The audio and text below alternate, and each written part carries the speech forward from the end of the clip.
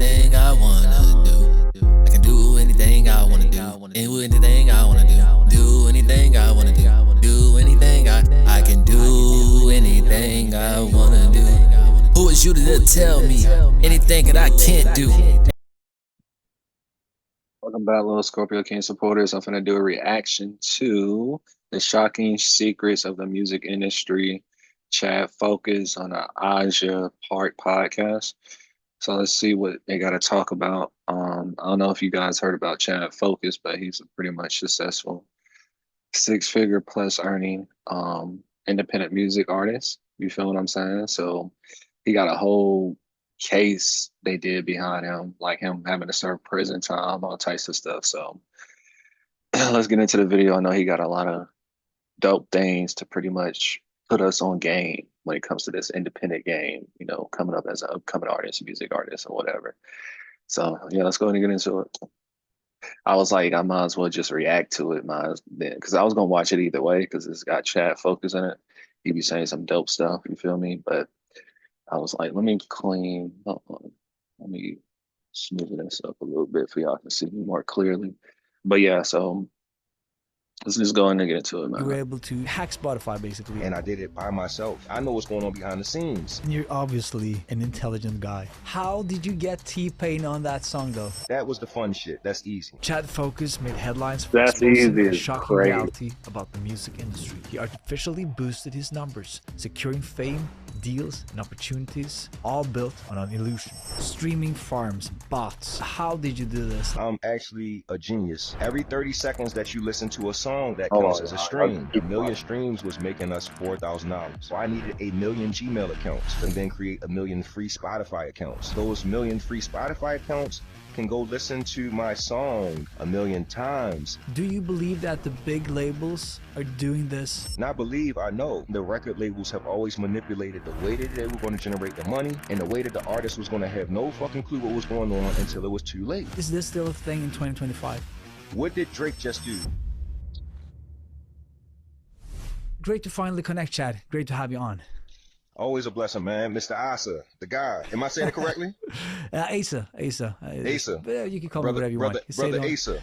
No, sir. I will call you what your parents named you, and I will do it with respect and love. Oh, that's good. That's good. This one is fascinating. Ever since I read about your story, your venture in music, I was like, I got to talk to this guy. This guy is onto something, and this is going to be like most people. We see the music industry. It's glitz, it's glamour, it's beautiful, and it's often easy for people to forget that the music business is a business. Yes, sir. And I feel like that was kind of what you were able to hack, because you had some ideas a couple of years back that you wanted to test out, and that led you to achieve amazing success, but also a detour to jail. And let's start with recapping that story because it's an interesting one. So let's just go back about 10 years. And... I'll break it to you like this. First of all, you know, if nobody's noticed, I'm black. African American, young black dude from United States.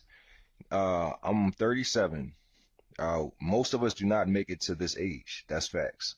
So the risks of being black in America is way crazy than trying to figure out the music industry. I'm not supposed to be here today if you look at statistics. I'm from Baltimore, Maryland, man. Crime, violence, drugs have affected all of us, man. The affluent and non. All right, what it is when you have the skin color. Right? So I am a person that is super honest and self-aware. I identify based off of facts first and foremost, right?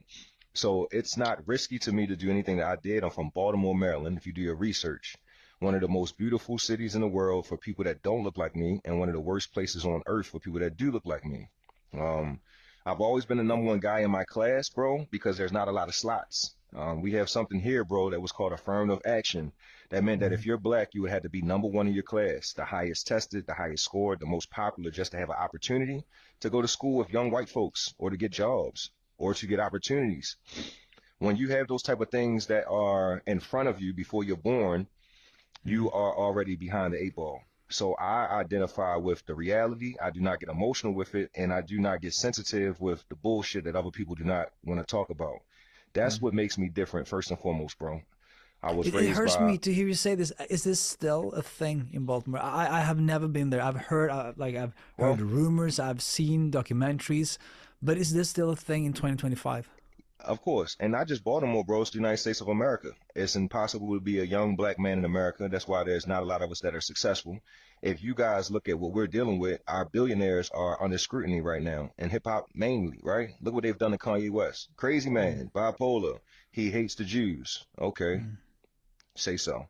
Puff Daddy, sexual assault. They threw away his whole career, his entire legacy.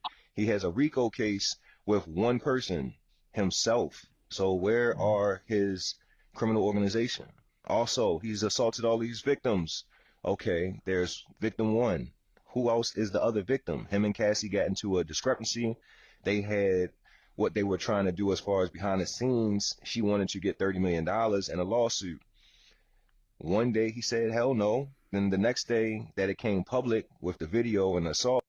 Yeah, but I don't care about the Kanye stuff and the Diddy stuff. They literally did that to themselves. Whether, it's true or not.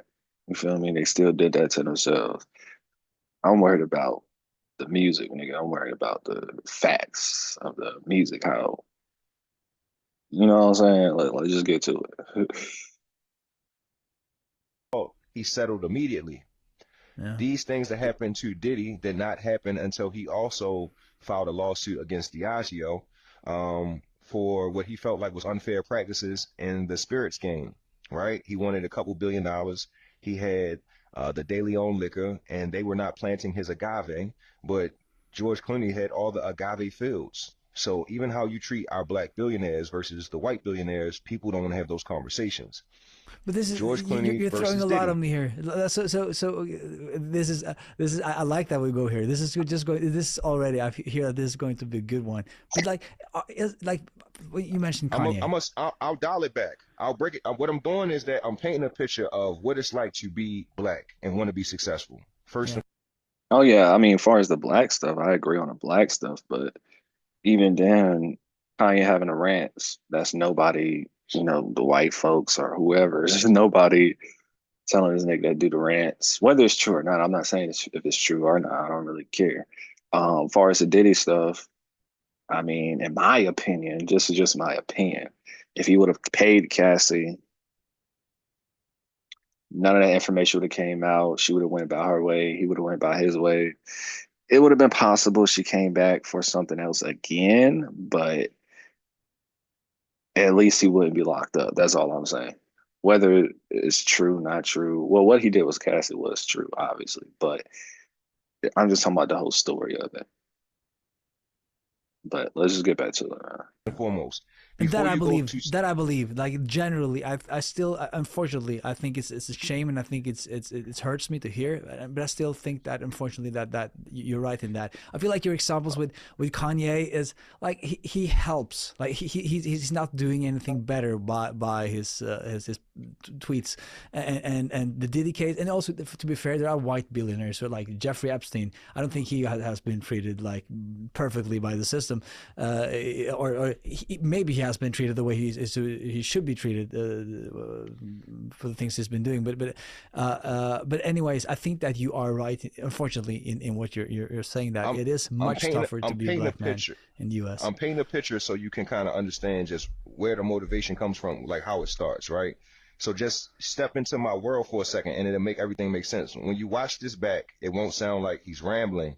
It will sound like, okay, he's painting a picture. All those things we just said, right? Donald Trump is our president. No filter, says whatever he wants, and is outwardly affluent, right? Yeah, Facts. That's the president of the United States, bro. Cool. mm, So, most powerful person in the world. Then you got Elon Musk. Then you got a couple black guys that speak their mind, whether right or wrong. They're in prison, right? Donald Trump got an indictment for RICO. He got out the same day, and then he became president of the United States, and he pardoned everybody. And then yeah, he put the light on everybody that he had an issue with. So what I'm telling you now, bro, is I'm just a young guy that understood the reality of what I was going to try to accomplish, and it comes from me being super aware. It comes from me having amazing parents that raised me very well, and then it starts off with why I get into the music industry, why did ownership matter to me, I looked at what happened with Michael Jackson. I'm looking at even what happens with Drake. And I said that if you can own your catalog, if you can figure out the business and the creative process that nobody speaks about, because all we talk about is the art, bro, the music. Nobody talks about the business.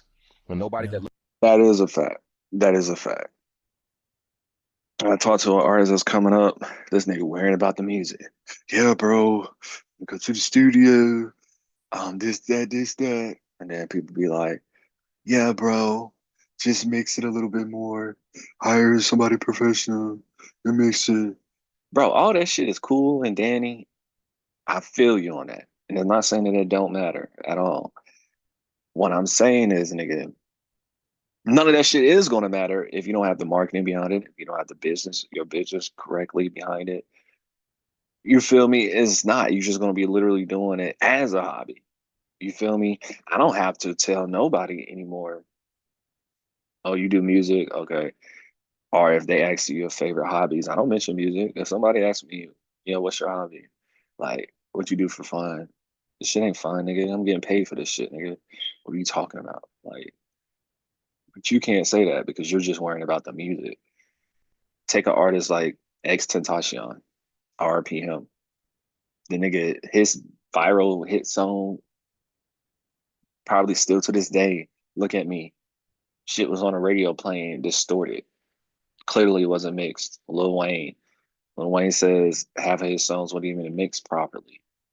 Because he dropped so much music. He dropped so much music. So it's like, you feel me?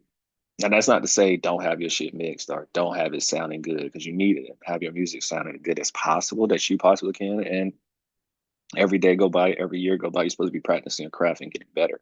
So you definitely want to have great music, but just don't put that shit at the forefront, my nigga. Because if a million people is not subscribing, I said this before, a million people, for an example, if a million people is not subscribed to this YouTube channel, which I am going to have a million subscribers on Let's Help You Grow Now eventually. But even though a million people was not looking at this channel, why the fuck would I go get a $2,500 camera? Why the fuck would I go get a $100,000 production? I mean, you can if you got it like that, and if you can afford it, and all that other shit, or if you already established and you just now getting into YouTube or whatever. That's all dandy. But I'm starting from the bottom, nigga. I'm coming up. The best business decision for me, the more I go up, the more I upgrade. You feel me? Et cetera, et cetera. So we're gonna be rocking like this until, you know, we get a million, we hit 100,000 views, stuff like that. Then we could talk about, okay, let's do some real upgrade, because all that stuff takes money, right? Okay, cool. The money's coming in, so now I got it to upgrade, et cetera, et cetera. It's just an example, you guys, but I'm just being real though. Like, you gotta think smart. Let's get back into it though. looks like me understands the business or talks about the business. Even worse, I wanted to be that person. The first person that said, you know what, let's prioritize what makes sense. The equity, the business, the infrastructure, and the admin. And that is, bro, a combination of, like I said, upbringing and being self-aware of all these things that we're talking about. Jay-Z, look at the screening he's underneath of right now. We just lost Irv Gotti. Nobody celebrated this man's life and career. Actually, people celebrated his demise, right? Look at what's going on with Big Meech and BMF and him and 50 Cent having their beefs.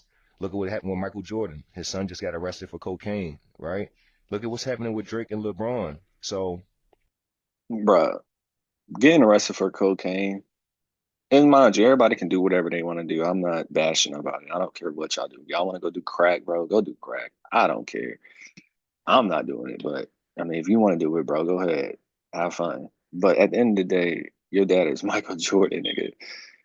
And you're doing cocaine, nigga. Like, you're acting, I don't know, like, weird, bro. Like, what the fuck do you need to do cocaine for?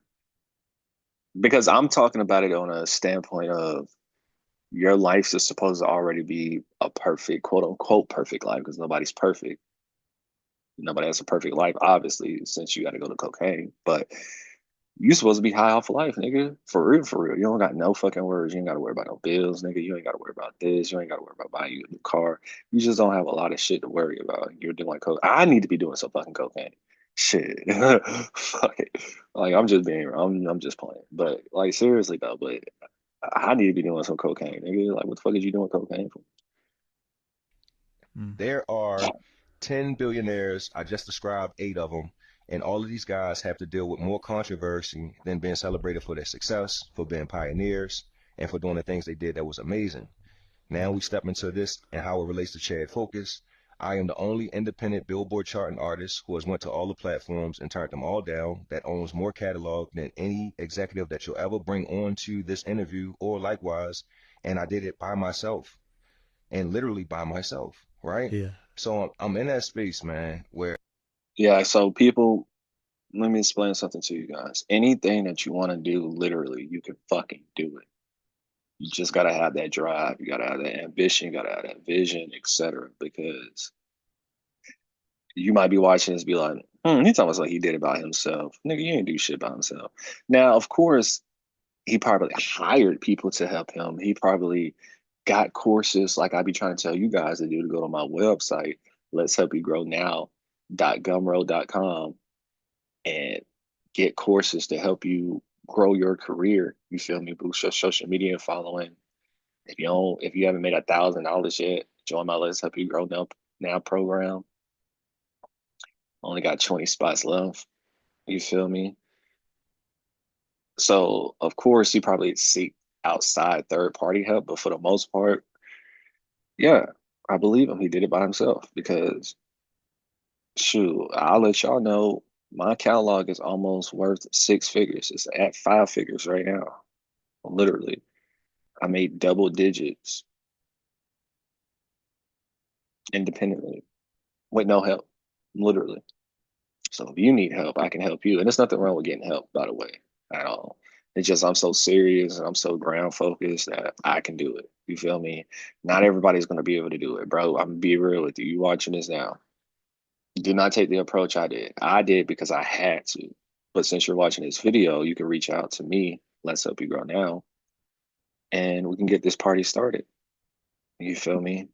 I gotta put my number as well. 706-495. Is it 0087? I don't want to give y'all the wrong number. But yeah, you can basically contact me. Let me see, I'm looking at my number because this is my business number. So yeah, so 706-426-0087. Contact me and I can help you grow now. Let's get back to it. now you understand what the motivation is, what the facts are, what drives me. We can have a conversation about everything that you want because I painted kind of the picture. Kind of the picture like who the hell is this guy and what drives him, and then everything else that makes sense going from there. Yeah, and you're obviously an intelligent guy who's thought stuff through, which makes you, in my opinion, inspiring and interesting. So, but could you take us back? And I know you've told this story several times. You've been on Vice, you've been featured a lot of places. But for this audience, would you please like tell the story briefly, like recap it? If you go about 10 years back, and you've had this idea of trying to make it in the music industry, like where, and you touched upon it, where did this come from? Like why music? My background, man, I played classical piano for 10 years. You know, when I got to the age of 18, I played from 8 to 18. I could never read music. So I learned by the gift of being able to hear. And then I was also able to watch somebody, which was my instructor, play the music. And then I could play it back just off of gift. Never could read the music. I spent a lot of time, bro, enjoying music, but I wasn't a hip hop fan. I love classical music. I love Joplin. I love old school music, man. I love the Lenny Williams, man. I love the Al Greens. I love the Temptations. So I am a music connoisseur based off of instrumentation and musicianship, bro, and just the skill set that these guys possess. And then it came to wanting to be like a Barry Gordy, bro. I wanted to be a Quincy Jones. I love the creators. I love the producers. I love the ones that allow these people to have the opportunities to be able to give us the art. So I fell in love with all of it, just the culture, right? My cousin, man, his name is Troyce, aka Brandon Williams. He was working in California, bro, and he was doing a lot of sync licensing, but he sold away his rights. So for $500 a song, he was working with a group of guys that would take his music and place it on TV shows, place it in movies, and he would get a check, a front end check, an advancement, never any back end money. Now, $500 is a lot of money for one song. $500,000 is what they made from those songs that he sold to them. All right. So what that helped me understand is that somebody's getting paid a lot of money. They're taking a hit on the front end, and they're getting generational wealth on the back end because of the infrastructure. My cousin, bro, wanted to start his own record label. He wanted to also put out his own mixtapes and projects, and he wanted to have an opportunity to become a solo artist. Yeah. Just like your Jay-Z's and Dame Dashes and your Irv Gotti's and your Diddy's, these young men did not get an opportunity with the Def Jams and the RCAs and the Interscope, so they created their own record labels. And so me and my cousin started our own record label, which AKA is a publishing company. So publishing is the fact that we create these records, we own the instrumentation, we own the production, we own the lyrics, and then we go and record on these records. And then we go and do the admin work so that we own the publishing, so that one day when somebody purchases the record or they listen to it on Spotify or Apple Music or YouTube, we get compensated for that. And that was what intrigued me the most. Let's put together an operation where you can go out here and be an artist and we can get compensated for that art and have enough money in a gainful way that we can take care of families. Yeah. And I fell in love with what does that process look like, right? Already extremely talented, but no motion, no traction, no eyes, no exposure. So if somebody is extremely talented and nobody knows, are they still talented? Yeah. That's the thing to think like about. The Buddhist, like, well, what's the sound of a tree falling in the... Exactly. Like, I hope you guys taking notes, bro, because he just talked about sync licensing and he talked about publishing. I'm gonna put some stuff out about sync licensing later on this year. Sync license is a really tricky one, though. You know what I'm saying? Depending on, because it's different deals that you can sign for it, and you got to make sure you're signing the right one because it is going to be, it's like one big payment. You feel me? Or whatever the case may be. So, yeah. But besides that, yeah, bro, what he's talking about is definitely true. You want to make sure you got publishing, bro. I'm gonna talk about that later on this channel, et cetera, et cetera. in the woods where nobody's there to hear it. So, Yep. yeah. So even Oh better. yeah. Also, what I was gonna say too. Back to the artistry, you can make this best. So when you get to a level like a Drake or Kanye West or anybody that's big in the game, pause. Um, in my opinion, yes, your music actually does matter now. You feel me? It definitely matters because now you got everybody looking at you, watching you. It definitely matters. That's when I would say, okay, when you get to the big leagues, you definitely want to make sure you have everything together because you're in the professional leagues compared to like being in the NBA or being in the NFL. So it definitely matters once you get to the big league. Now you coming up, et cetera, et cetera. Now you need to be focusing on the business. You got too much shit to focus on to be worried about your song being 100% up to par. Nigga, first off, if you're on the come up,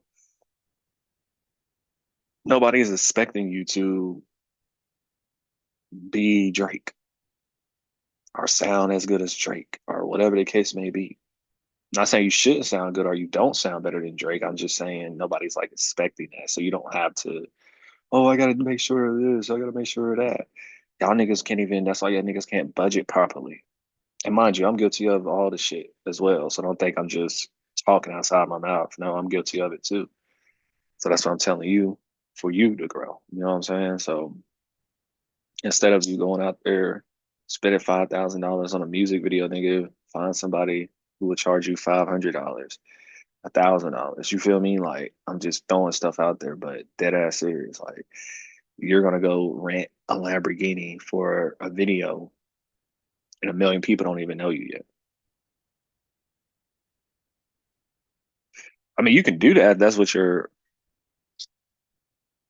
thing is, but for what? Especially if you can't afford it. I'm really talking to the people that can't afford certain shit, et cetera, and use excuses and do all types of big shit just for the time being and not thinking about, you know what I'm saying, the next day or the next year or whatever. You gotta, as an independent artist, I'll tell you this, bro, you gotta grow slowly. Not slowly to the point where you growing, you moving like a turtle. No, nigga, but just slowly as in making sure you got everything ducks in a row because year after year, you're still gonna have to go back to some things that you thought you finished just to make sure this is okay and whatever. I do that shit all the time, still to this day, because it's just impossible to have everything all together in one. You know what I'm saying? It might take you a little bit longer, but that's just the point of being independent. Like, whatever. But let's get back into it. I went and found the bird that seen the tree fall, and I took their eyeballs. That's how I look at things, bro. I'm super like sarcastic but paradoxical on everything I speak about, because I think about things like that nobody thinks about, right? When we were younger, they kept talking about these trees falling and nobody being there to hear them. And I asked them, how is that possible? Because if the earth shatters or shakes, somebody was there to hear it. Let me go find the person who experienced that tree falling. Like, that's my mind, bro. Yeah. And we've been here doing this music thing, man, and my cousins were doing it for a decade before me. That was their hobby. And as an adult, when you have children, hobbies have to become things that sustain and make income and generate 100%. value, because you can't get back time, and you can't tell your lady or your guy or whoever you're with or whatever you choose to be, or your kids, that you are spending time doing your hobby when you're supposed to be providing for them and spending time with them. So I had to make it make sense. Yeah. And that was the goal, bro.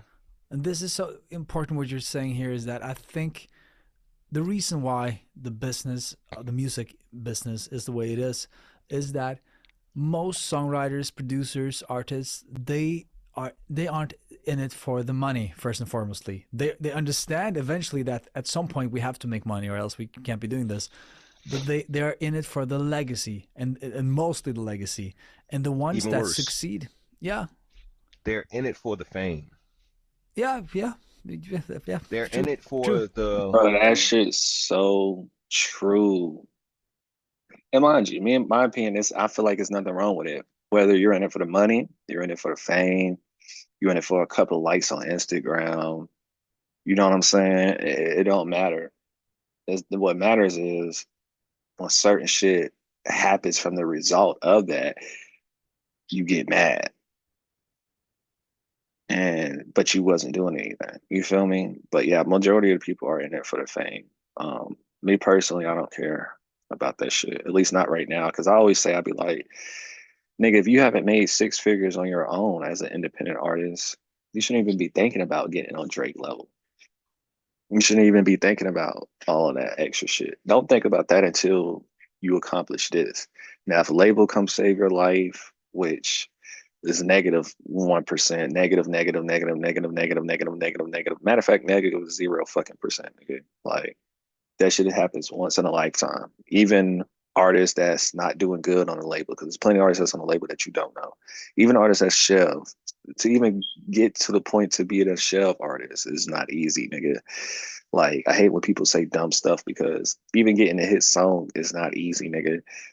If you look up as many people that got a hit song, why majority of them don't got another hit song? That should tell you right there. And they're in the industry. They're plugged in with everybody. They got connections with every fucking body. So why they can't get another hit like Drake? That should tell you something right there. That is not easy, bro. It's not easy to get a fucking hit song. I'm tired of you guys making that shit look like it's easy. No, the fuck it's not. It's not easy. That's what you guys need to know. But yeah, niggas is in this shit for the fame, and it's cool. But it just knows what come with that, because I said this before in this channel. Everybody cannot handle the fame, bro. You cannot handle that shit, nigga. You think you can, but you can't. You don't know if you can. You feel me? So that's just something for you niggas to think about. bullshit. Excuse my language. The likes, the follows, the comments, the views. It is a vanity project. What more can you want other than to have people recognize you when they see you? That's vanity, bro. And if you look at the core of what that is ego. So it is also a sickness. Yeah. Thank you. Right? I'm from a place, bro, like I said, I'm from Baltimore. All of my cousins can sing, rap. All of my aunties can sing and rap and dance. So nobody stands out, bro. And we all look the same. So now what makes you different or unique? Nothing. This is default, bro. I'm from a talented culture of talented people. Most of my friends are tall and black and strong, like me. I'm 6'5", 250. I came out of the womb being able to run, jump, and do it better than everybody else, bro. It's nothing exceptional about anything. I was born this way, and so are my cousins, right? I say all that to say what makes you unique is figuring out the way that you are able to share your default gift with others and them appreciate what they have not seen before. Mm. That's exposure, So, right? it's all about getting noticed, and that was what you understood at some point. That we Make it make need sense. traction. We need traction. Yeah, We need people to see if us. you think that you're this amazing, we need to do the work for other people to know how amazing you are. Or shut up and leave me alone, cuzzo. That's what I had to tell those guys. Yeah. So my job was to figure out the marketing, which I was really versed in. I was working at a company called Agora. So I had taken a startup role from, a few $1 million to $1 billion company. That was eventually the company that I did get in trouble with.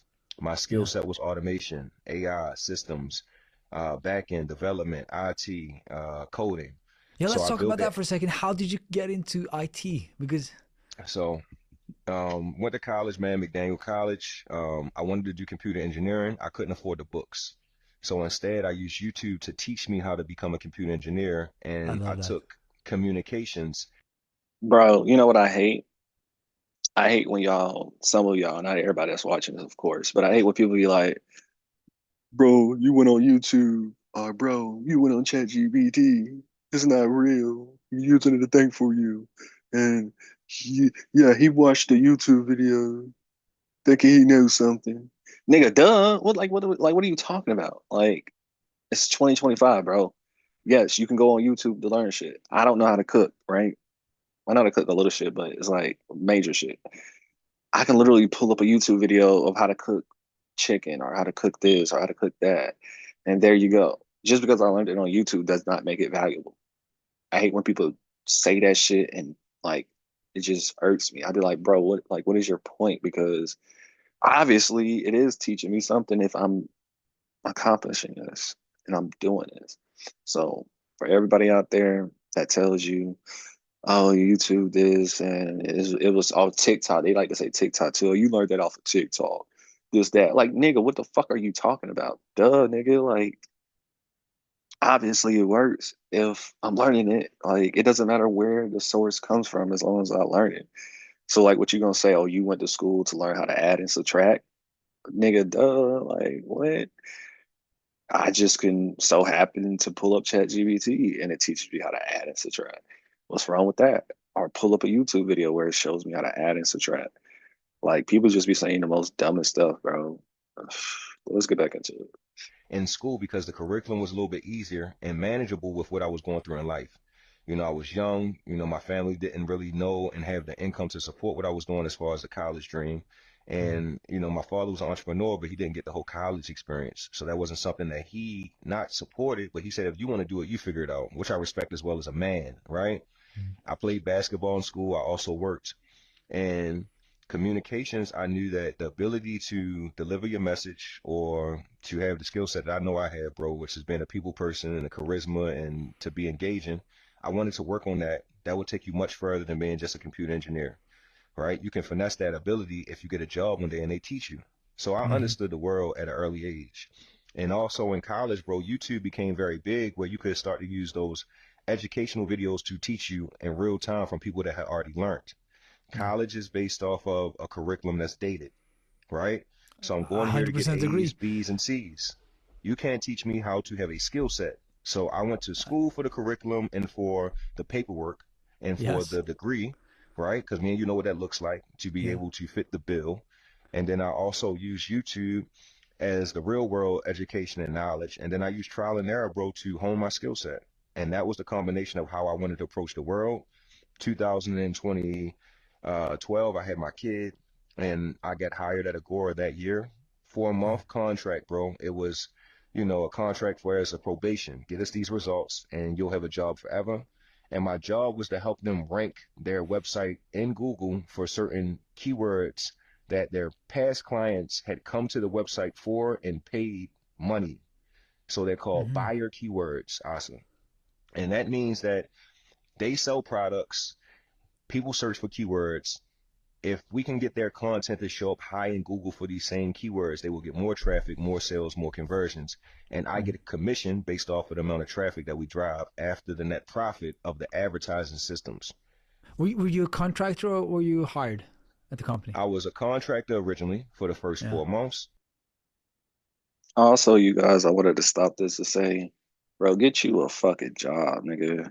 Like, you an independent artist coming up, upcoming artist, and you have yet to make the 6 figures in your music yet.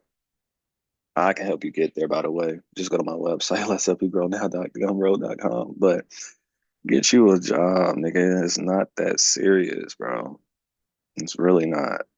Um, because I'm tired of, like, I get the dream and I get all of that, but bro, you could use a job. Jobs is really supposed to be used to pay your bills, number one.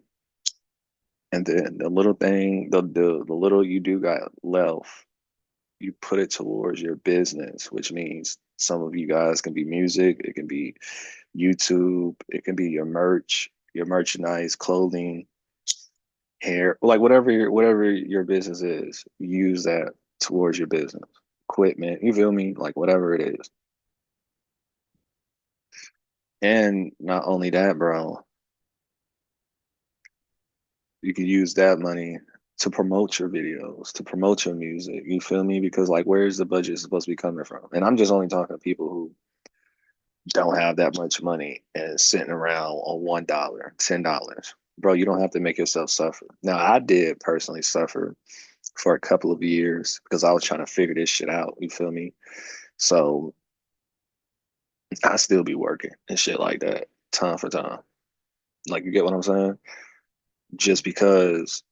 Oh, also, what I wanted to say as well, for the first go around, get any job. Just get any job just to get you some income. You feel me? Just get any job. But going forward, find a job that will help you get skills, gain skills. That way you can turn it over and put it towards your business, whatever you're doing. It could be music, whatever. That way you'll know what's going on. So that's why I said it's not bad to have a job coming up. You feel me? Like, it's not bad. You can use it to your advantage. That's pretty much what I'm speaking on. Like, If we can get their content to show up high in Google for these same keywords, they will get more traffic, more sales, more conversions. And I get a commission based off of the amount of traffic that we drive after the net profit of the advertising systems. Were you a contractor or were you hired at the company? I was a contractor originally for the first 4 months. After that, I became a full-time employee. I became the highest paid employee at, all affluent company. Of course, the only young black guy working there, man. So this was my experience also in college. I was the only young black guy in all of the classes in college. I went to McDaniel.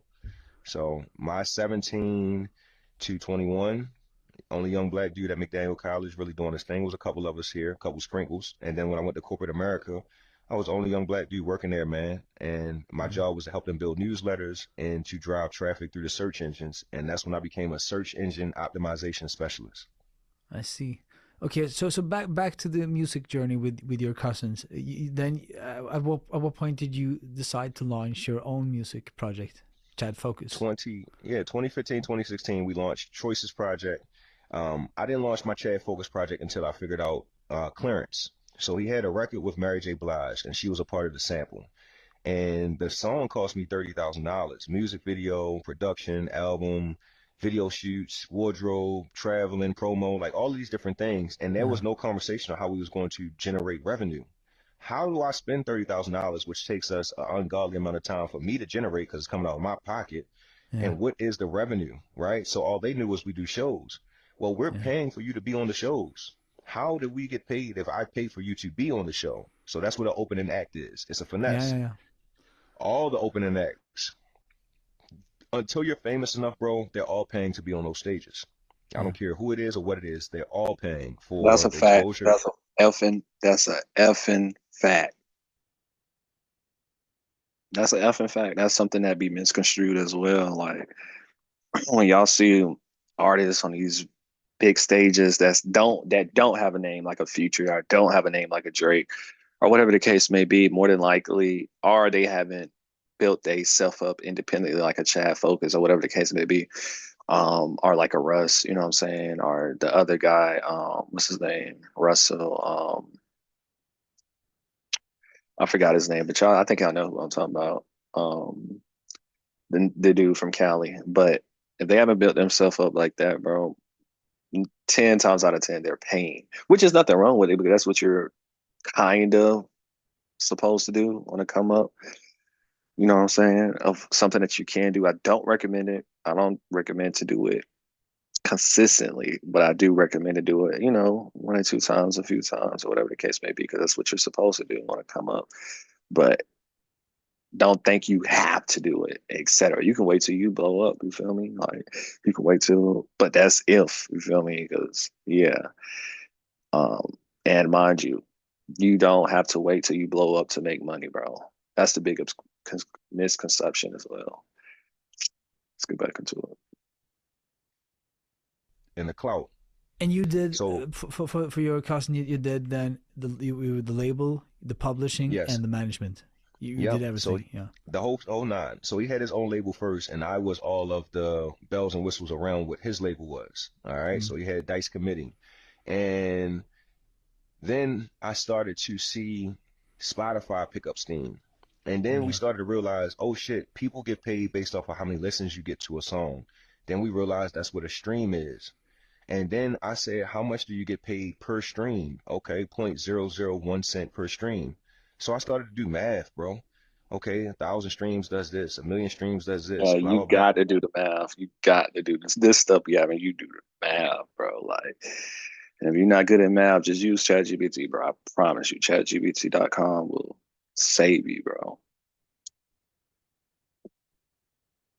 Also, like, I'll talk about it later. And then one day I realized because we got a small royalty check that 1,000,000 streams was making us $4,000. How can I have you produce this music, own this music, and now we do the marketing and promotions for us to get 1,000,000 streams and for us to have net profit from those streams? Right? That's a great question. I think a lot of people still to this day is not thinking that clearly about it. Yep. So Super in well 2016, yeah, right. So this is 9 years ago that I said, hold up, now we have a mechanism. Prior to that, right, it was CDs, it was vinyls, it was physical copies. And I fell in love with 50 Cent and Kanye West, bro, back on the 106 and Park days. 50 Cent went and became independent. He only sold about 600,000 copies of the album. Kanye West sold about 1.1 million. And Kanye was with Def Jam. And then 50 Cent came and said something that will stick with me for the rest of my life. He said they paid for that. They paid for that #1. Now, for everybody else, they just thinking that 50 Cent's talking shit because that's what 50 does. 5 talk shit. I listened. He had just done 10 million sales, right? Yeah. A diamond record. And so he knew what it looked like marketing wise for him to be #1 and how to have astronomical success. And he understood the inner workings of the albums and the industry. So if 50 Cent was the biggest shit in the world, because I know you remember when that was. Yeah. And then one day they decided Kanye West is the next new big shit. That meant all of this was manufactured. Not saying they're not talented, but somebody's pulling strings to put these guys in position. That rung a fucking bell in my head. And that's why when we came to the streams, I realized, oh shit, they're controlling the price per the streams. It's not uniform. It's not an industry standard. Apple pays this, Tidal pays this, Napster pays this, Spotify pays this. Spotify has the popularity of having all the users, but Spotify can't have all these people listening to its platform. It's brand new. Oh shit. They are gaming the shareholders because they have botted all of these fake accounts so that when they report to CNN and CNET and Fox News of having all these users, other people are going to come. So I understood the game of the smoke and the mirrors. Yeah, this is interesting because this to me is kind of a common denominator of your whole story. It's all about psychology, and it seems to me that you understood this at an early age. Is that we humans, we are flock animals.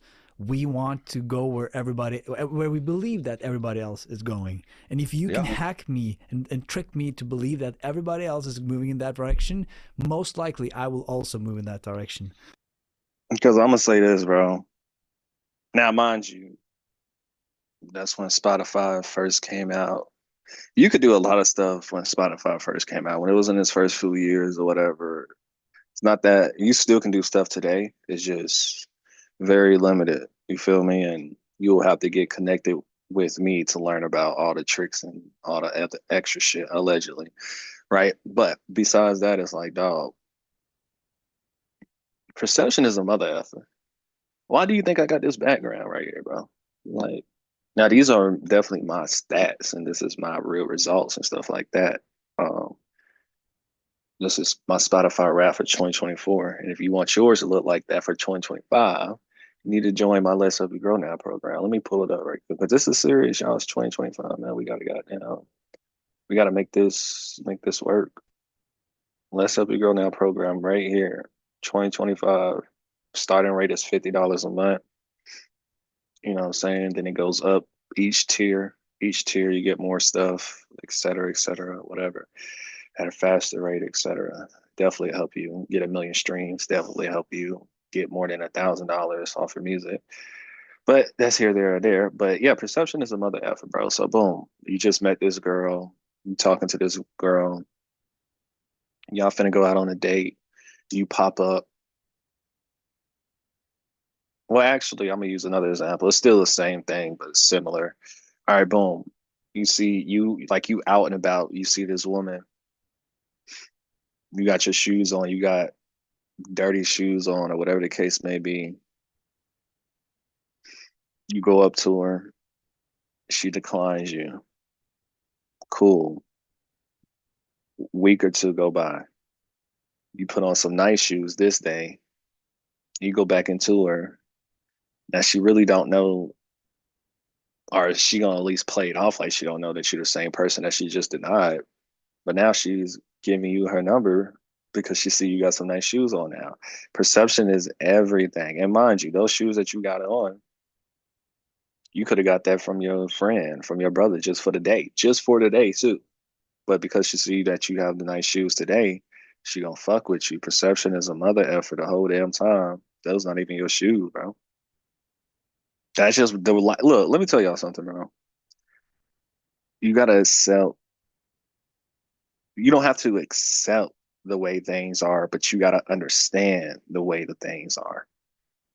Right. So that's just the way of life. That's just life. Now, of course, you got women out there that don't care about your shoes being dirty. They probably will prefer that because now they know they might be thinking you a working person or whatever the case may be. Or they might not even be looking at it. They might be like, okay, whatever. He's still a cool person or whatever. Okay, we get that. But that's the alternatives. That's the anomalies. All right. That's not the average person. You feel me? So I get that. But the moral of the story is perception is a mother effer. So I was telling someone, I was like, now mind you, everything that I do is real. I do Spotify ads where you can go on Spotify. I'm giving y'all a nugget here too. You can go to spotifyads.com. You can get Spotify advertisement, Snapchat advertisement, Instagram. So I do ads. I do all types of stuff, right? But you can be like, hey, all your stuff is fake or whatever the case may be. Okay, say if it was, even though it's not, but we're just gonna hypothetically speak. Say even if it was, that random person, your sister, your brother, whoever, your friend, they see that, they may go, oh shoot, because mind you, they might not know as much as you. You probably already know that sometimes people be buying their stuff, et cetera, whatever the case may be. Yeah, you might know that. That's cool. Or your friend group might know that. That's fine. But the average person that's walking around in this world do not know that. Literally, they do not know that. It's now more getting more exposed now where the regular consumer will know to a certain extent. But even if they still know, they'll still go play the song just because to prove their point, because they're going to go by, well, if this song is ass, then there's no way. But if it's good, even though I never heard of this person, then okay. Like, people, they'll just be making up excuses. But the moral of the story is they're going to listen. It's going to get you a stream, which is going to get you paid. That's business thinking. That's what guys need to start thinking like. Stop thinking about this, that, this. No, nigga, let's get straight to the point.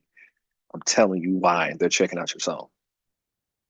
Or we'll make them go check out your song.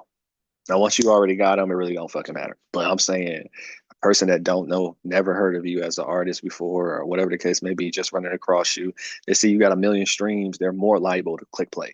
I don't care who it is, bro. It is, even if they click and play just to say this got to be fake. It don't matter. We're worrying about making a sale.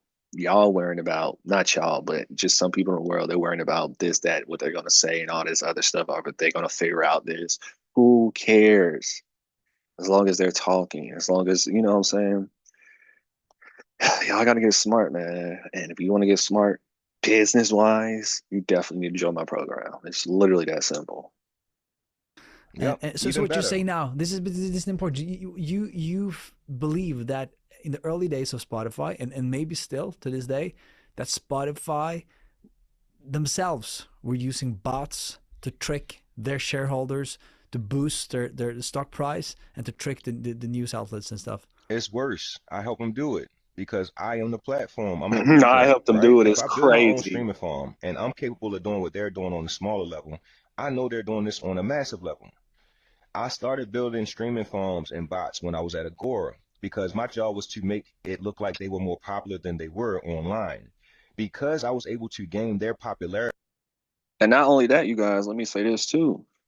But this is a big thing, bro. Like for real. Now, I don't know what the hell Spotify be doing. So I say allegedly. I'm pretty sure they're doing it at a massive level. I mean, shoot, you got the Drake case, you got the Drake lawsuit, so fuck it, it's already out there. Like we already know what's going on. Here's the thing. For instance, you'll go in a store and you'll steal a candy bar, you'll steal a couple of chips, whether you need it or not. You'll go in there, you'll steal it. Your ass is gonna get caught, my nigga. You're gonna get caught. And not only that, people are gonna say stuff about you. Oh, why you're stealing? You're broke and all this other shit. They're gonna make it a big deal. Not saying it's not a big deal because you shouldn't be stealing, but that's not the point. The point is you got people and bigger corporations. They got millions and billions of dollars that's doing it every single fucking day. Literally, nigga. If you don't think these big people are not doing scammy as shit time for time or whenever, like, bro, I be reacting and watching some police videos and stuff like that where you'll see like the worker got caught stealing money from the job and they've been working to the job for a year and 2 years. Yeah, people do this shit to this day, every day, bro. Like, and the corporations do it too. Don't think because a person is a millionaire, a billionaire, or whatever the case may be, they're not doing no scammiest stuff. I don't know why y'all be thinking that. And then when little people do it, they're broke, this, that, this, that. Not saying they shouldn't be punished for it or it's not wrong. I'm not saying that at all. I'm just saying niggas be doing that shit. And I'm not telling you to go do it because they're doing it. I'm just saying, like, if you're gonna talk about somebody, no matter what level they're on, then you need to talk about the big dogs like that too, because they're doing the same shit. They're just doing it on a bigger scale. And it's less obvious. And if they do get called, they got lawyers to pay and all this other extra shit. So it's just a whole lot of stuff, bro, that I be seeing the world, observing the world of talking about, but they're not keeping it real all the way. They're making exceptions. You feel me? It's just a whole lot of shit. So it's like, I'm serious, bro. It's just what it is. They were able to get traffic for Alibaba stock and Facebook, IPOs, releases, gold, silver. When people used to go to Motley Fuel, they used to go to CNN, they used to go to MSNBC. Now we have this little small publishing website in Baltimore getting all that traffic. If you go look in Google right now, there's a price per keyword. I eliminated their pay per click department because I was getting all of the same traffic now organically. Organically means people come to Google, they type something in and they think it just shows up, so it's number one. Now, if it says paid, we know it's an ad. I hacked Google. So when people went to Google, it was the ultimate cosign for Agora and their content. And people came there and they used Google as the trust. If Google says it's number one, I trust. So they made Agora billions of dollars. I eliminated the ad budget and I signed a contract with them where they were supposed to pay me 10% of every lead I brought in there and the lifetime amount of the lead turning into a subscriber. So every dollar that subscriber brought into the company based off of the traffic that I drove, based off the systems that I built, Asa, I should be worth $4.6 billion, not a guy that they say stole $4.1 million. Yeah. No, we'll get back to the stolen money. At least what they claim. But you said something there. We have to just to people. This is moving fast. So streaming farms, bots like this. It's kind of again a common denominator here. Manipulate perception. Yeah, but can we be specific? Like, how did you do this? Like, did you Okay. That buy boy, everything. phones? Do you That do you boy buy? Is the said, that boy said, service you like, can glad, buy Have you it? man. You seen the hire? Vice? Have you seen the Vice TV documentary I Shout have? out to Vlad. You Yes, I know, have. So you seen when they I'm showed you gonna my be up streaming there one farm? day. You Yep. feel? You know exactly how this is. That's Yeah, where this is a part of the show, right? Where you say, do do do do do, guys, go watch this on Vice TV so you can see this in real time. Because Chad shows you the phones, and he yeah, shows you the storage units with the computers, and he shows you the technology with the VPNs and the yeah, software that has 1 million Spotify accounts that will listen to his songs every minute. Every yeah, 30 seconds that you listen to a song, Asa, that counts as a stream. Yeah, I get knew paid. how to time all of these different computer programs and different accounts, which we were creating with Fiverr.com. So I hired all of my young Indian and American friends and Pakistani homies around the world. These are third party, third world engineers that you can get the best bang for your buck to help yeah, you assist in what systems you're creating. So I needed 1 million Gmail accounts because 1 million Gmail accounts can then create 1 million free Spotify accounts. yeah, Then those 1 million free Spotify accounts can go listen to my song 1 million times, Asa. Now, how much did it cost for me to build the system? $400. How much money was I paid from my distributor when I own 100% of my music and I do 1 million streams inside of my back office? $4,000. So yeah, I was spending $400 and making $4,000 over again until I got tired of it. yeah. And And and this is interesting. And what you claim is that that. Oh, let me ask, this be precise. Do you believe that the big labels are doing this? They used to do it, and are they doing this today still? I believe I Bro, since the beginning of time, like y'all remember when we didn't have streaming and you had to actually go to the store or sell it out your trunk or whatever the case may be, more, hand to hand. Labels, they was buying their own artist records. They was buying copies, bro. You feel what I'm saying? Don't quote me on this, but it was something like this where you remember when Tidal came out with the Jay-Z stuff. All those downloads counted towards his albums. I don't know if it was Jay-Z's album sales or Beyonce's album sales. It was one of those. One of those. It counted.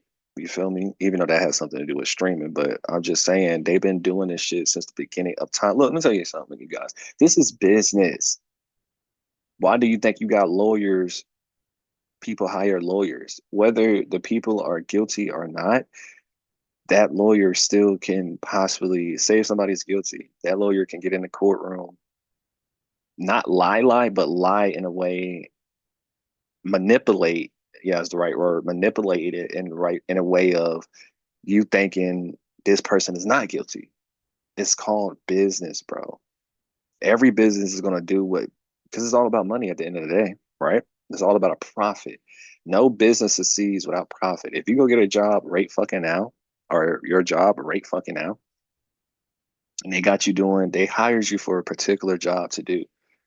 If you don't excel those job requirements or at least hit the middle ground, they're going to fire you, bro. So if a job is going to fire you for not generating them sales or generating them customers or doing whatever your job's supposed to be of what you're doing, whether you serving food, if the food is not served right or whatever the case may be, if they're going to fire you, what you think these big corporations and jobs are doing? Like, bro, it's simple math. Everybody wants sales. Everybody want to profit. Everybody want to be bigger than life. Everybody wants to be number one. Even a little guy that's not number one wants to be number one, bro. So they're going to do everything in their power, whether it's 100% legit or 80% legit, 20% scandalous, they're going to do it. Now, I'm not saying everybody's doing it or whatever. I'm just, or you need to do it or you have to do it. I'm just giving you guys reality of it. When it comes to business, nigga, the reality of it is we're going to do whatever to get this motherfucking sale. Simple as that. I don't know what fucking world y'all niggas live in. Why you think I'm making this YouTube video, nigga? If I can get some of you niggas as customers. Now, of course, when you do become a customer, I'm going to make sure you're cared for and we're getting results and I'm going to do everything in my power. But nigga, if you ain't paying me and you ain't in my program or you not watching my videos, I don't give a fuck what you got going on. Like, I don't care. I don't pay my bills, nigga. Like, I don't give a fuck. Like, I'm just being real. Simple math, bro. No, you like I it's just like hate when it's people like act like they don't it's know like you're this. talking to Santa Claus and asking him, is Christmas real? And you got the reindeers. Yes, it's me, guys. So this what happens, bro. They cannot do a TV show and a documentary on you if what you're saying is false. I've literally showed you guys this over and over again. If I was lying, I would have got hit with a defamation charge. What did Drake just do? Drake just said what? I'm suing Universal Music Group for using the bots for Kendrick Lamar to explode his popularity even more than what it really was supposed to be. Go look at the lawsuit. So if you're saying, is this still happening? Why would Drake risk his entire fucking career, guys, if it wasn't happening? He just sued Universal Music Group for what me and you are talking about happening in present day with Not Like Us. Right now, today. Yeah. It happens. It will always happen. That's a fact. Even though, you know, it was used for him too. And, you know, that's pretty much, I'm telling you, people arguments. They're like, damn, they did the same thing for Drake, so why is he suing them? Nigga, I don't fucking know. Like, I mean, they definitely did, no, for sure, but I don't know, nigga. He just wanted to do it. I mean, but that's proof right there in the pudding, man, nigga. Like, it's literally that simple, bro. I don't know why y'all be acting like y'all don't be knowing this stuff. You can't stop it. So you guys, you utilized, you were able to perfect this system, and you were able to hack Spotify basically, and get a lot of streams. For this was this after you had launched your Chat Focus project, or was this with your cousin at first? Yeah, so it was after I launched my Chat Focus project, and I'll tell you why.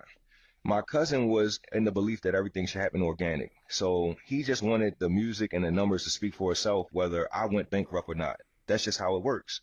Spend the money and they will come and find it. No, buddy, no, that does not work for me. So once I realized how other artists were making money behind the scenes, I realized they didn't know, Asa. Only the record labels knew. Because your artists come and they sign a record deal, they sign away their rights. When you sign away your rights, you don't get to go sit in marketing meetings and figure out how you get on the radio. You just show up to the radio station and do interviews. You don't be a part of the marketing budgets for the billboards and the campaigns and the studio. That's why when you hear when artists sign to a label, sometimes, and it's not the bash labels or anything, I would never tell you not to sign or whatever the case may be, or I wouldn't sign or nothing like that. But that's why some of them be like, I ain't know the business or whatever the case may be. I didn't know this. I didn't know that. Yeah, nigga, we know. Like, duh.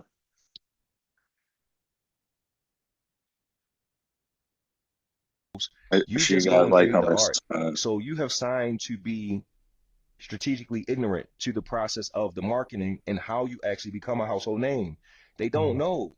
Go watch an interview with 90% of our favorite artists and them talk about, I never got paid, or I never got a royalty check, or the label says that I owe them money. So from the beginning of the contract, when they gave you their lawyers and they gave you an advance and they made an infrastructure where you had to pay them points back on an album, and an album based off of what money they spent on the marketing, and you don't understand the system, it has always been set up that way. From the vinyl to the CD to the stream, the music industry and the record labels have always manipulated the way that they were going to generate the money, the way that they were going to break even off the marketing budget, and the way that the artist was going to have no fucking clue what was going on until it was too late. I caught on super early. I went to every streaming platform myself. So I dropped my project. I paid my producer $10,000 for me to own all of the music 100%. So that means I exclusively own all of my records, right? If you go on BMI, you'll see that Chad had owned all his records. The good part about it is once you own all of your music, now you can see how the money comes back to you 100%. So every time I get paid, I need 100% of that dollar to know what's really happening. You understand what I'm saying? Yeah. Even the distro that you decide. Let's go to DistroKid, guys, so we get 100% of our one stream. So if it's 0.001 penny that we get for every one stream, I want 100% of that 0.01 penny, first and foremost. How did you do that, though? Because I own the records. I did all of my own publishing and admin. So I do my own BMI. I did my own copyrights. I did my own song trust. I did my own sync licensing, my own sound exchange. I did my own distro. We do everything, nigga. We do it on our own. You feel me? I did all of that stuff on my own, set it up on my own. But if you need help setting all that stuff up, getting everything right, contact me at Let's Help You Grow Now. You know what I'm saying? I gave you the number. You want the number, rewind it back. You feel me? If you made it this far also, I want to give you guys a website where you can pretty much audit your music. I forgot what they was called though. Let me see. Let me search my email. They're called, they call Music Mogul. Search Use Mogul, USEMOGUL.com. Search that where you can just audit, because you might have songs that's not fully registered. It gives you all the money that you make on a yearly basis, et cetera, et cetera. I talked about it on this channel as well, so you can go directly to the video. But yeah, go to Use Mogul, man. Jeff from Mogul up there, and tell him Lil Scorpio King sent you. Okay. And well, you can audit your stuff and you will know what's going on. With DistroKid and TuneCore. I did the research. And then I went and created Dance With Me, which is a fucking monster of a record. And then I said, I'm going to put T-Pain on this record. So I own everything because I was calculated, bro, and diabolical, strategic. How like did Jimmy you get Iovine. T-Pain on that song though? Like I really don't think it's just like he needs either a lot of money or you had to know the songs someone. are shit. The song is the shit, first and foremost, right? I'm from Baltimore. I'm using a beat that's from my hometown. It's like if you're from Norway and you make some dope shit and you go get fucking Tommy Lee or Usher or Rihanna because you're from Norway and you made some dope shit and they want to come to Norway, they'll fuck with you. So I'm from Baltimore, bro. I created a record that was based off of a Baltimore theme. Go listen to Dance With Me. If you haven't listened to it, go listen to it 20 times and then you'll understand what's going on. Huh? Where can people find Dance With Me? Check it out on Apple Music. Yeah. Yeah, people so should do that. you got to definitely check it out, man. So Dance With Me was the record, bro. And I had a young kid that was doing the writing and production and audio engineering with me. And I thought it was the best record on my album. It was the first record I ever recorded. I recorded it with the intention of being a one-hit wonder because I found out that Trinidad James and Designer, who made the song Panda, Trinidad James made the song All Gold Everything. They made $10 million from one song, but they did it by mistake. I was doing this intentionally. Yeah. Let me go intentionally make $10 million and not go walk around looking stupid when people say, where's the next single? There is no next single. This is it. Yeah. You understand? Yeah, that's another thing too, though. That's another thing too, though, what y'all niggas need to know. If you don't already know. Just like I said earlier in this video, a hit song is not easy to do. And I know he just said it intentionally or whatever, but a hit song is not easy to make. Well, I'm not saying it's not easy to, well, you could say that too. But yeah, it's not easy to, I just say it's not easy to do, not necessarily easy to make because you make music, but it's not something easy. So you getting a hit song is like winning the lottery, my nigga. So at that point, it's like, whatever. But the thing is, a hit song can last you a lifetime. All you need is one. Why you think they say all you need is one? Because that's true. You don't have to constantly throw out hit songs like a Drake or like a J. Cole or like a Kendrick Lamar or whoever. You don't have to do that, nigga. They're just in it for the long haul and they playing a different game, et cetera, whatever. But yeah, you don't All you need is one damn song, nigga, and that can feed you, your whole family, for decades, nigga. Especially if you got the business right and you did everything right on paper, you're good. That's all you need is one damn song. So you might not even want to be on Drake level ever. You might not even want to tour around the world, have to tour around the world for the rest of your life, or whatever the case may be.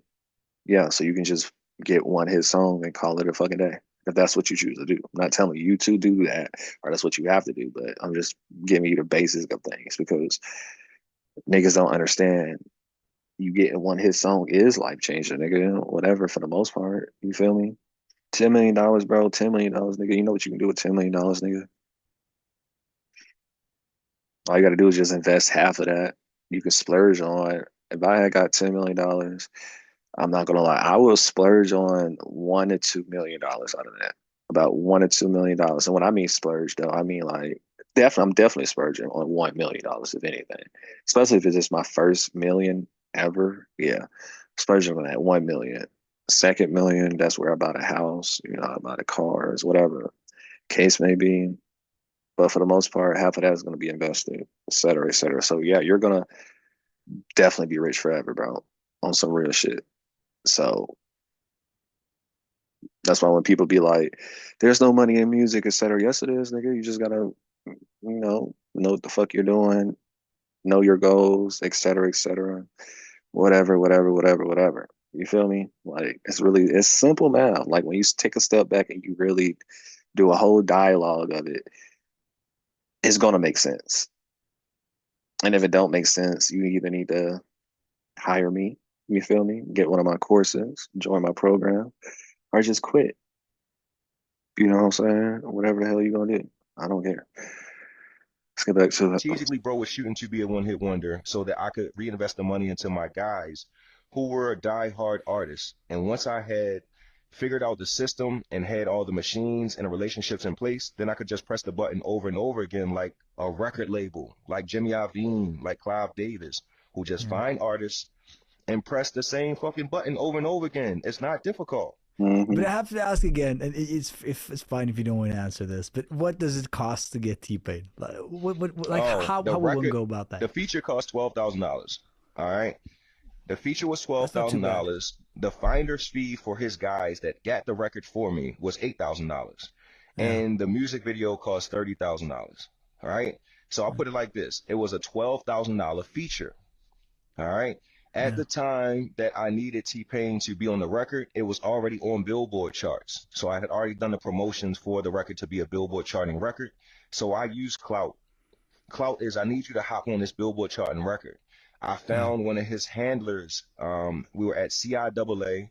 That is a very big cultural moment in black culture here in the United States. So it's North Carolina. CIAA is a big basketball tournament. Parties, clubs, performances. I put my CD in all of the Sprinter trucks. So I gave it to the security officers so that people that would never find me or listen to my music were forced to listen to good music. I will enforce my will like Thanos. I'm inevitable.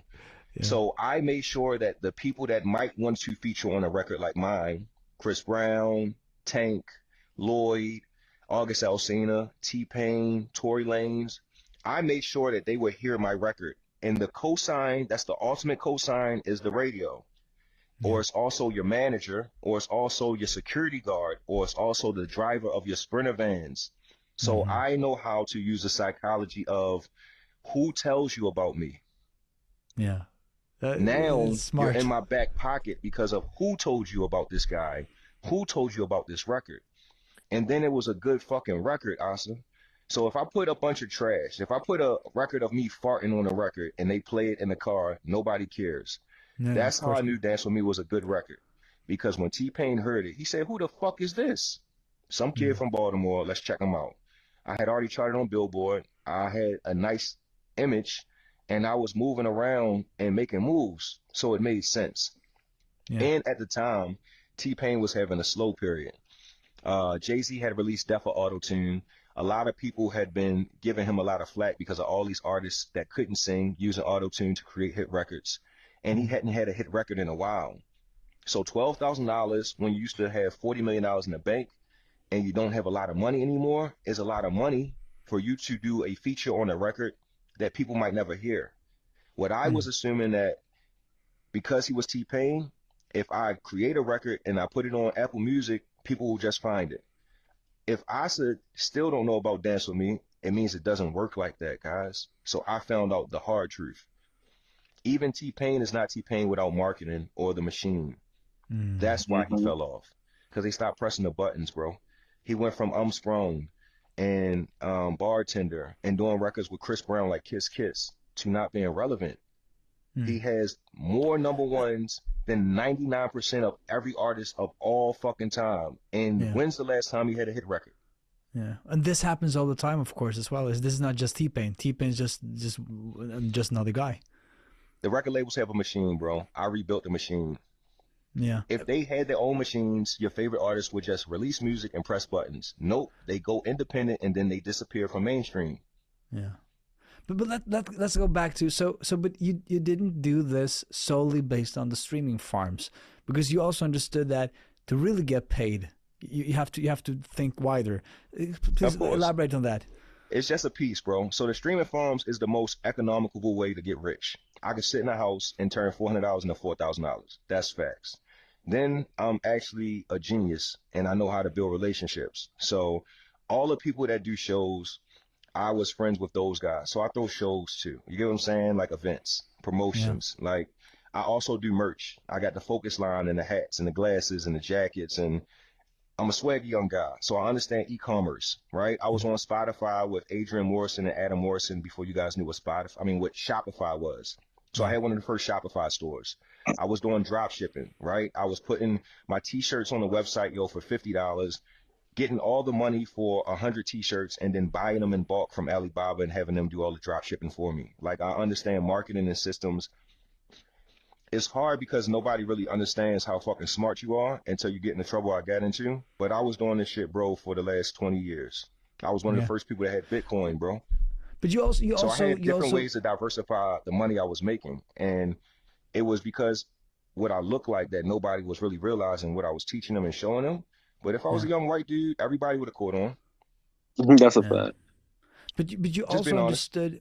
You also understood the importance of the DJs. Like in the olden days, you had this payola thing where the record labels had to pay the different radio stations, or they actually paid the DJs to promote their songs and play their songs. And of course, I think to this day they still pay you a lot from radio.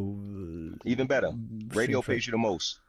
Exactly. So I'll break it down to you like this. I can show you a royalty check, and it would make you cry. This is how the radio works. Radio is based off a media base, all right?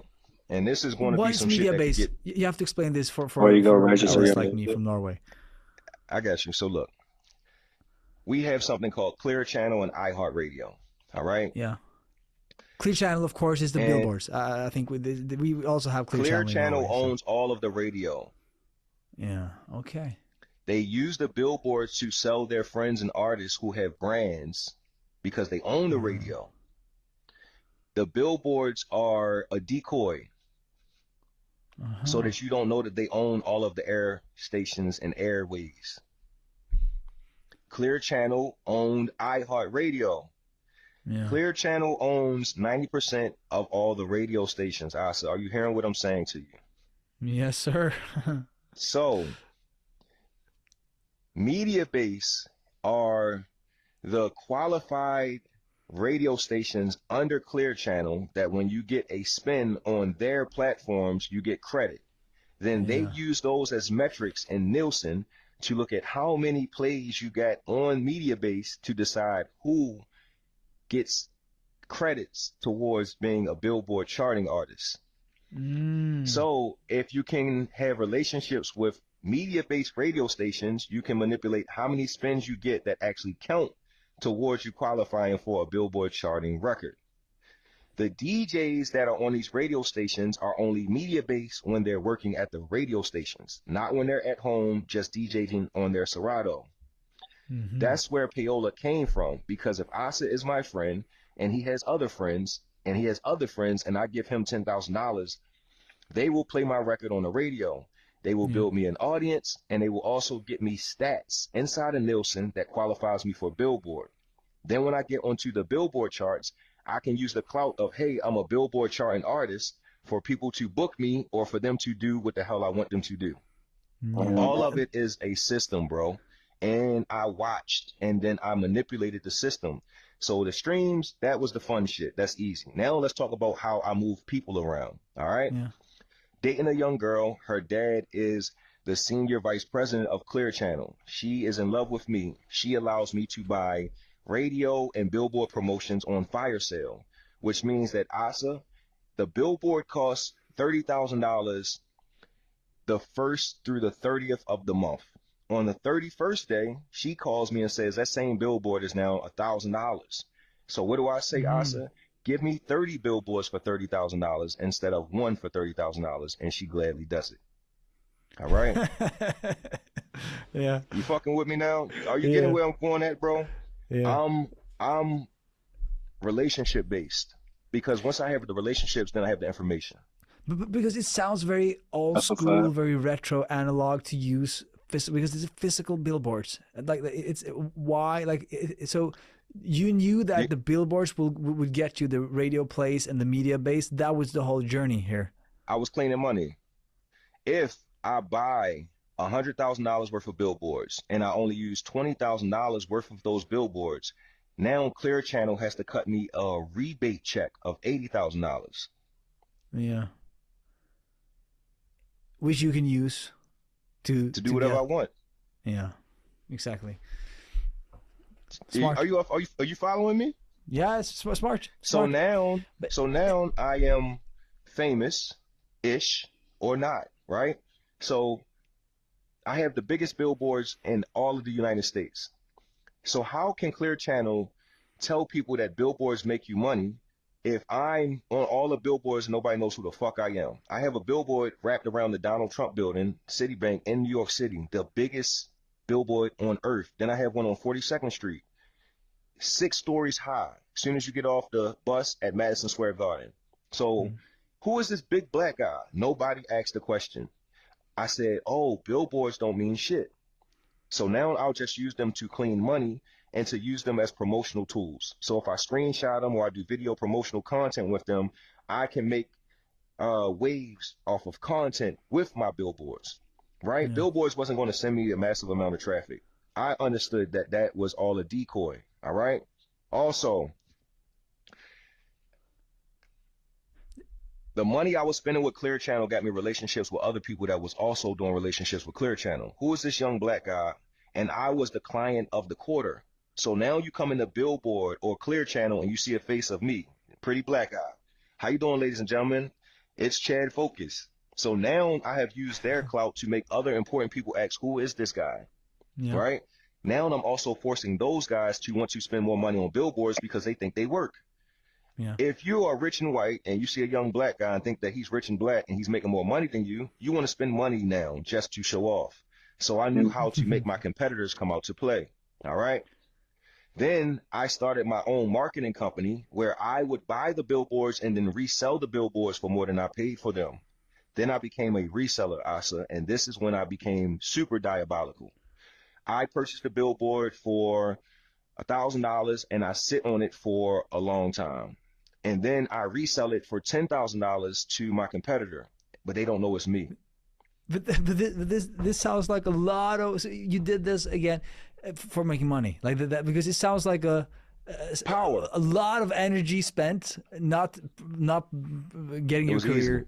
It was easy, bro. It wasn't about the music. It was about more than the music. It was about influence. Music is easy. I'm from a place where young black men kill each other every day over food and territory.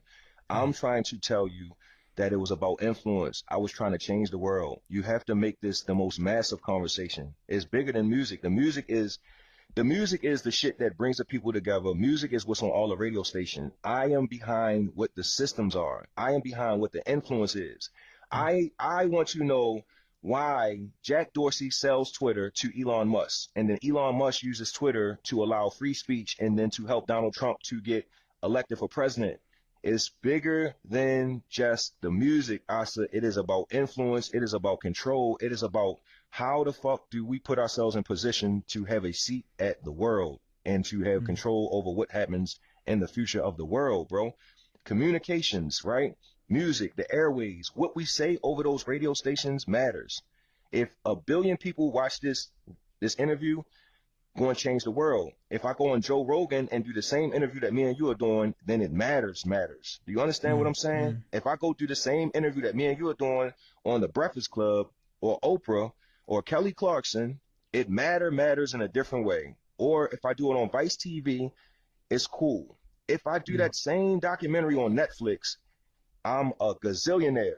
So you understand what I'm saying, bro. It's about influence, bro. It's about techniques. It's about skill sets and strategies. Once I figured out how all of that works, and the psychology of how all of that mattered, I control the streams, I figured out the platforms, I can build the systems. You can't duplicate the relationship I built with a young lady that told me all the information about Clear Channel, that was mad at her daddy, and her dad was mad at her for dating a black guy. All of that shit mattered. So I was playing the influence game. Also, the media base means that there are DJs from your local neighborhood that think that they're popular and important. I was able to show them that they weren't because they didn't have the media-based tag. It forced them to be accountable to be better. My DJ pool was Coast to Coast, Vertigo, DigiWax, and then I became the face of something called MP3 Wax. I have DJs all across the world, Asa, that play dance with me, whether you hear it or not. So I have a fan base and I have an amazing song, but I'm too important to focus on having a #1 record. I have to focus on changing the world. Say I'm crazy if you fucking want. It doesn't matter to me. I know what's going on behind the scenes. All right? I can press a button right now and Dance With Me be the #1 record in the world, like Jello, who's got that song Tweaker out, who's LiAngelo Ball. He's LeVar Ball's son. He's LaMelo Ball and Lonzo Ball's brother. Tweaker's the biggest shit in the world because I understand how world star hip hop works, and DJs, like, we got that. The DJs control your safety. So when I used to go into different cities and towns, they would protect us and allow me to come and bring my movement to their city safely. Show me all around. Take me to this spot and that spot. Let me speak to the important people because I'm galvanizing people one by one, city by city, territory by territory. So I'm creating relationships. The DJ is bigger than just a DJ. He controls relationships, influence, and he has the connections of the network. And that's what we use, bro. Network effects. And what you're saying is, of course, these things, this is why it's so hard to compete against the major labels as an independent, because as you just mentioned there, it's so, most people aren't, and I say this in the most admiring way, most people aren't crazy enough to go on this journey, embark on that journey themselves. And so most people, they say they're independent and they do they do 10%, 5% of what you did. And then they complain that it's impossible. The system is stacked against them. And to some extent, the system is probably stacked against them. But also you could say that they weren't willing to do the job. But we have to also talk about how all this was funded. Because this is your detour to jail. How did you finance this?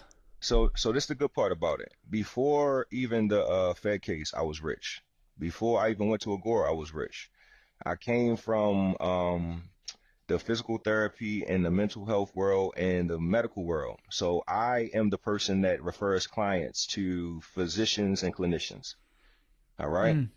These people that they provide services for, right? Just think about Medicaid or United Healthcare or whatever you want, right?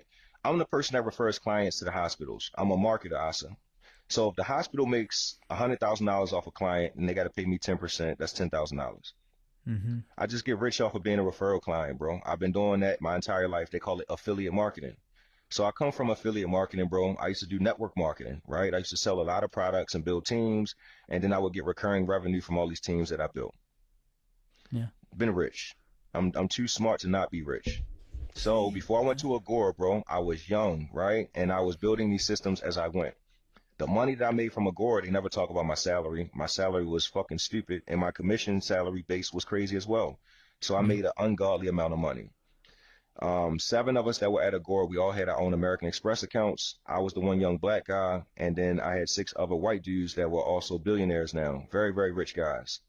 Yeah. The marketing budget that I used to build the same systems that I use for the music industry, I built it first for Agora. So you're asking me about these machines and streaming farms. I built it for Agora before I used it for the music industry, Asa.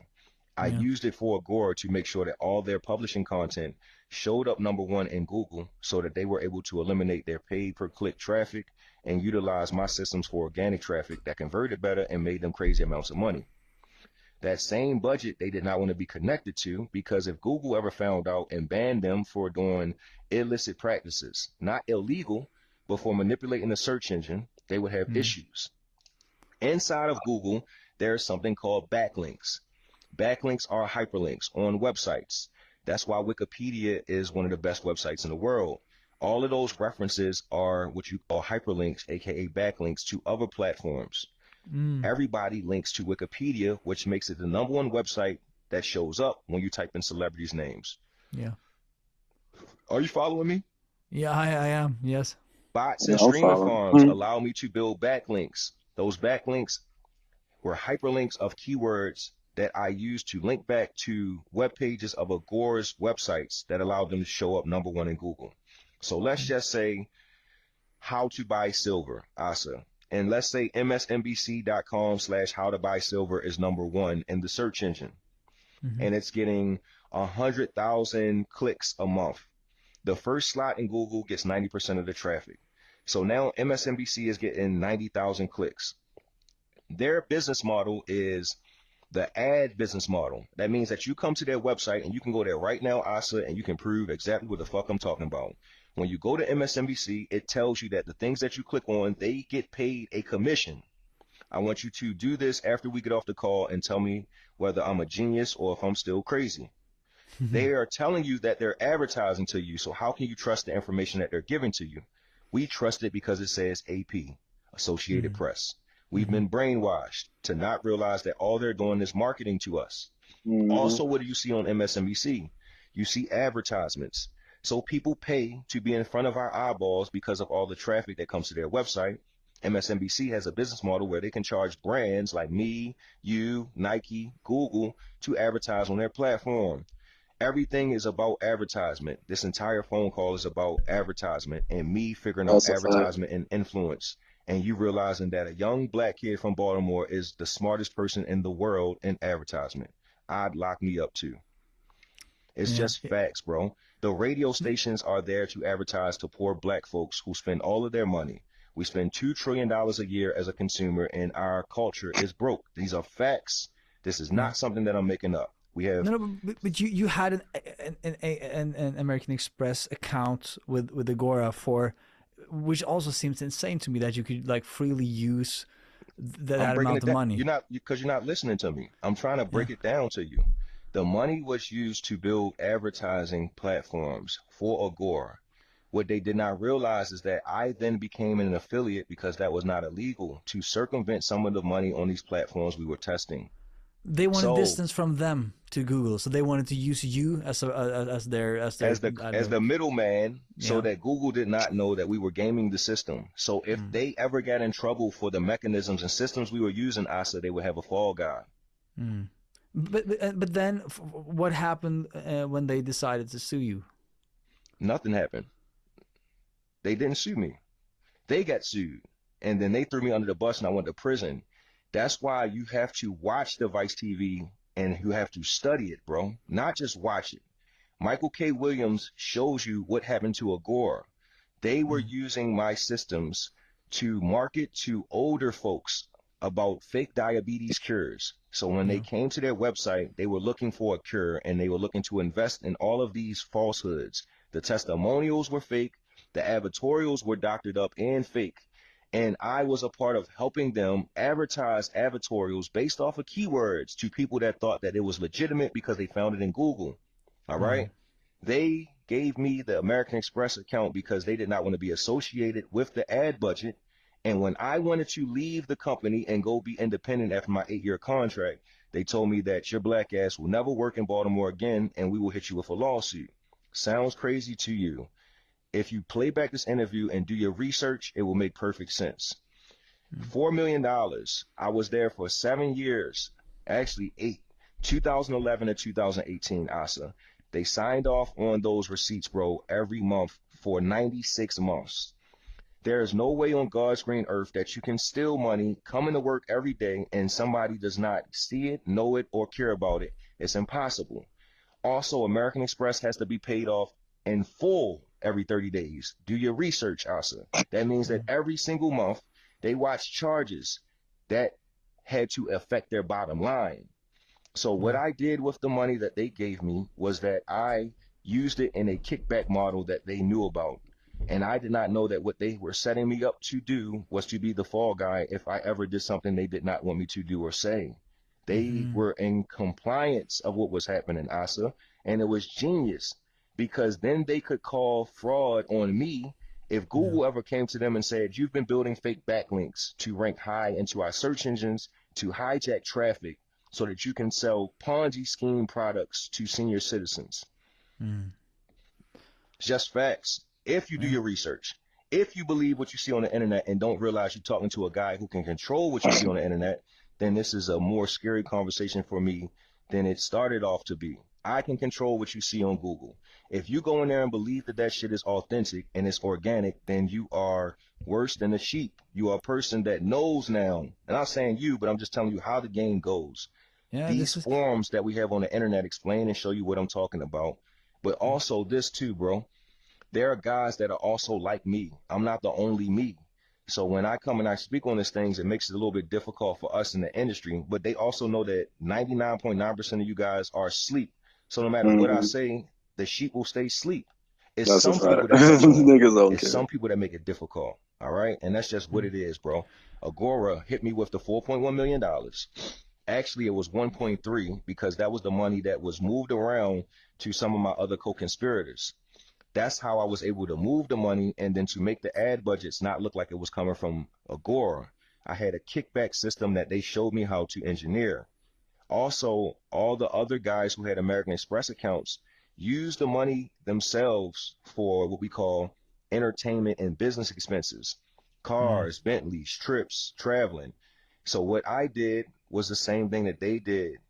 And when we went on these business trips, my partners at Agora would be there for 2 days, and then my friends would fly out for the other 5. And that's when we would shoot the music videos and the day in the lives and all this other stuff with certain things that I already had that was just sitting there collecting dust. It wasn't even that fucking difficult of a arrangement, bro. It just was what it was. It's just how it came, bro. And that American Express that you're talking about, I had my own unlimited American Express account. And like I told you, I was there from 2011 to 2018. It talks about me taking the money from 2015 to 2018. That means that I was doing no marketing from 2011 to 2015 that got me into that position, which would make no sense at all. That I follow you on. That's it sounds strange. But before I let you go, I just like you've obviously you're an intelligent guy. This is a super interesting and inspiring conversation, and I think that people have to. I agree with you. They have to pay attention for this one because it's complicated. It's not very straightforward. But have you been contacted by other artists, labels that want your help? Of course, I got 1,000 clients right now. I'm also a part of helping Kendrick do what he did for Drake. I'm a part of helping Drake do what Drake does for Drake. I'm the guy that built the machines, bro. I'm the one they call for the panels and the access to do this to this day. All right. I'm laughing because I might have to show you something that's going to mess your day up. Am I allowed to share my screen? Yes, please. What are we looking at here? I want you to describe what you think you're looking at to your audience. Yeah, I'm looking. It seems like a server, some cars, some. That boy got the whole build up. Bugattis, yes. Yep. And those servers should be able to do what, Asa? I'm guessing they're able to provide streams. My man. And now that you don't have to guess, you have to say exactly what it is that you're looking at.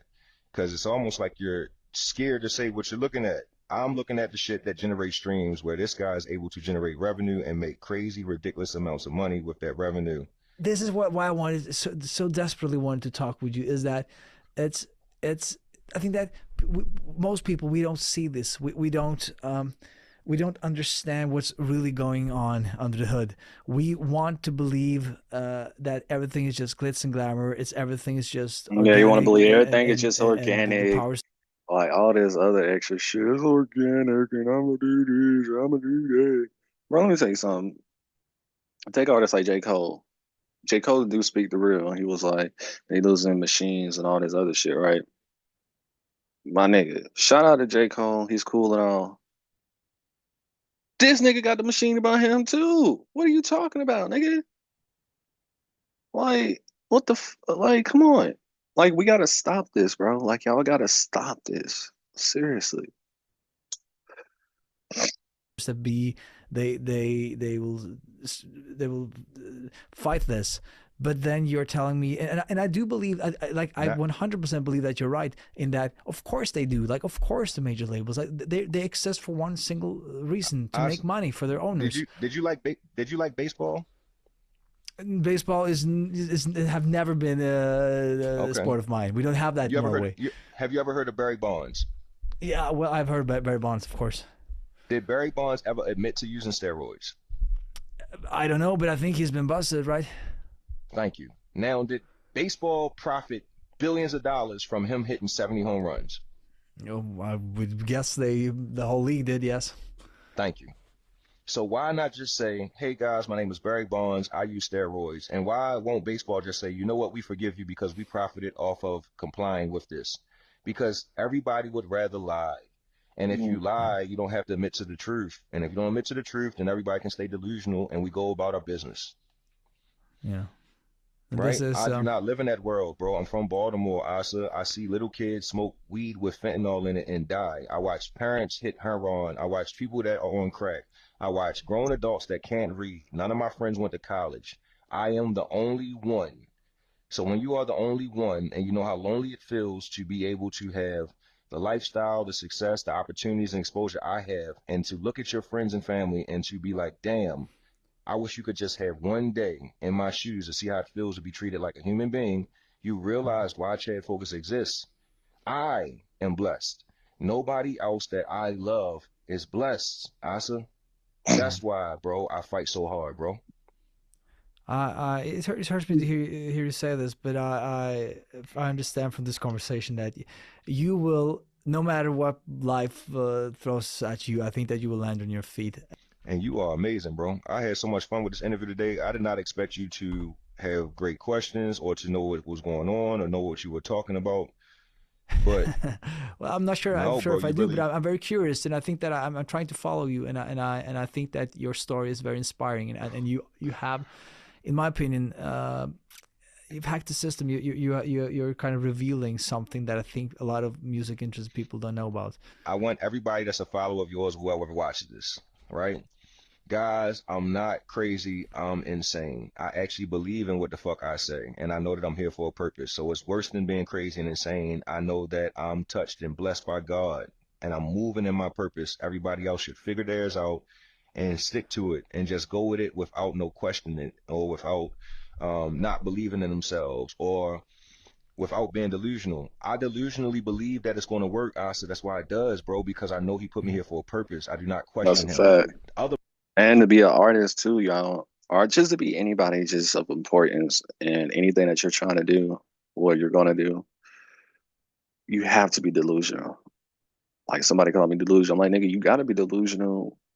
You know what I'm saying? Trying to be something bigger than life, nigga. Like, just being something regardless. You know what I'm saying? Somebody will easily go online and fill out an application. That's easy. Type in a website, fill out the application, show up when they tell you to show up. You know what I'm saying? Be quiet, follow the rules, get your check at the end of the week or whatever. And that's it. You're good. Live life. Versus don't go to college. You know what I'm saying? Not putting a job to the forefront, far as that's your end all be all. Do something where that requires you to seem like you hit the lottery or whatever the case may be. Everybody's not gonna do that, bro. Everybody's not built for that, bro. So if anybody's talking mess about you guys or whatever, I get it almost every damn day. Ignore them, bro. It's okay. because you're going to be in a better position when it's all said and done. The last part. In Vice, just for you, this last one, because I want to let you finish with what you want to say. In Vice TV, I said that this is the Matrix and that I am Neo. Yeah. And I meant it. And I was not joking, bro. I plug in and out of the Matrix when I feel like it. Facts. Oh gosh. I control the algorithms, guys. I can get seen when I want to get seen. I can help others get seen when they don't want to get seen, do want to get seen. There is a website. The website, Asa, is called socialblade.com. It is where you can go and find out if people are really as famous as they say they are or not. Your favorite celebrities all have bots. They all have fake followers because you guys want to believe they're somebody that they're not. That's why our favorite celebrities are all broke, because we've allowed them to lie instead of using their celebrity to create brands, income, and real influence. And that right there, bro, is the game that I am giving you. I am on a path to control and dictate influence for the better good of making an even playing field, because it is not fair that there is only me sitting at the table and they only want me at the party. I want everybody to have an opportunity that wants to work and dedicate themselves to having an opportunity, and I know it is not that fair. Worse than independent, elitists. I agree, but this, I guess, because that was kind of where I wanted to end this, was with the ethics of it. But you kind of answered it there, is that you are saying that this is okay, like doing these things that you're doing. It's because like it's kind of cheating the system, but according to you, it's okay because the most powerful people, they are cheating the system, and the only way for us, the people who are not in power yet, to be able to eat and have a seat at the table, we have to follow the rules that they have laid down. And when they are cheating, the only way for us to be able to rise up is to cheat ourselves. Thanks. I'm paraphrasing you. Even worse, they're not cheating the system. The system is working perfectly. They created it, bro. Yeah, they're not cheating. They made it, nigga. System. You say cheating, it's their shit. If you like they're not cheating here, then this is what it is. It's just what it is. You go do something else. Don't come and tell them how they're going to do what they're doing. That's where I think people went wrong. That is called entitlement. It's not your system, it's theirs. It's not your algorithm, it's theirs. So guess what? If they say likes, views, comments, watch time is the only reason we'll make you relevant in our algorithm on our Explore page, and you can't do it organically, you better fucking play by the rules or you get no traffic. And guess what? I hate a person that rather complain than do something about it. So no matter what you say or how you articulate what you try to say or what narrative you present, the rules are the rules. And guess what? I wish that the sky was red. It's blue. And no matter how fair or unfair it is, it will continue to be blue. I'd rather just accept it. Chad, those last words, people should listen to this, go back a couple of seconds, because what you said there, I 100% agree with you with. I think a lot of, especially musicians, have a tendency to complain. We complain too much. What you did was to say, I could sit here and I can complain, because as you mentioned, unfortunately, earlier in this conversation, you said that you have a lot of stuff to complain about. You could sit there and you could just complain for the rest of your life. But what life would that be? And at some point, you just have to grab yourself by the neck and do something about it. And I think that's some wise words. So, Chad, I really have to go. You have to go. Thank you so much for your time. This has been awesome. I hope that people should listen to this once or twice. There was a lot here. 50 times. 50 times, ideally. Maybe we should put the bots on it. No, maybe we should get the boss on it. It's crazy, but yeah, y'all should just watch my reaction while you're watching it though, 50 times. You feel me? Because I dropped some great nuggets as well during the interview. So yeah, watch this particularly that way. You know what I'm saying? We'll see. Chad, thank you so much for your time. He was like, "Nah, I ain't saying that on camera. I ain't saying that to anybody." Hey, yo, listen, man, big blessings, man. I appreciate you. I hope all is well in Norway. I hope that you can call some governor to allow me to visit one day, because I don't think that I'm allowed back inside the city. But you'll be a very powerful man, and you'll cheat the rules for me one day and make a call. I'd love to have you here. Thanks, Hope to see you, man. man. Always love. Bye-bye. Always love. All right, make sure you guys like, comment, and subscribe. Don't forget to visit my website, you guys. LetsHelpYouGrowNow.gumroll.com. Join my Let's Help You Grow Now program. That was a great interview. Hopefully y'all had y'all notebooks out, y'all pen out, and take notes. I was taking notes as I was watching. You know, family, I was giving y'all free gems, free game. Rewind the videos back. I showed you guys how to audit. You feel me? Well, the websites to audit all types of stuff, man. You just got to rewind the video back. Watch it 50 times. You feel me? All right, I'm out, though. I can do anything I wanna do. I can do anything I wanna do. I can do anything I wanna do. Do anything I wanna do. Do anything I wanna do. Do anything I can do anything I wanna do. Who is you to tell me anything that I can't do?